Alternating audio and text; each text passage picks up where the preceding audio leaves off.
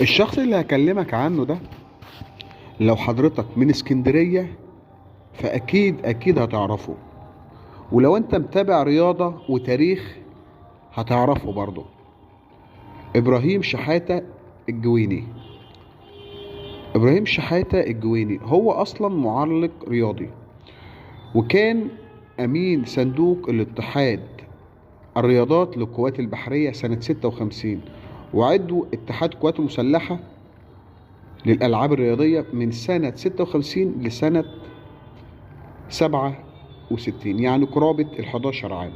هو مواليد 1927 يوم 18 يناير في مدينة الإسكندرية الجميلة، وتوفى يوم 5 يوليو عام 2018 عن عمر يناهز 91 عام. يا ريت تكون فاكره، لو انت معلق رياضي اكيد هتفتكره. هو يعني اشتغل حاجات كتيرة قوي. هو حاصل في الاصل على بكالوريوس في العلوم المالية والتجارية من جامعة فاروق الأول يونيو عام 1950، وعمل في صفوف القوات البحرية برتبة ملازم حتى رتبة عميد، وذلك من عام 1950 حتى سنة 1975. لو انت فاكره وانت اسكندراني اكيد يعني هتفتكره.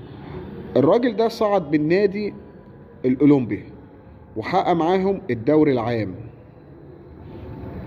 يعني وخد بقى يعني وسام الاستحقاق للذهبية المئوية للاتحاد الدولي لكرة القدم الفيفا، وهو أعلى وسام رياضي عالمي يمنح لشخص واحد من كل الاتحادات الوطنية المنظمة لعضوياته. واختير الجويني من مجلس إدارة الاتحاد المصري لمنحه الوسام المذكور. احنا لو هنتكلم عليه هنتكلم عن طبعا النادي الأولمبي والرياضات، وهنتكلم عن حاجات كتير قوي. لو لسه فاكره ادعي له بالرحمة.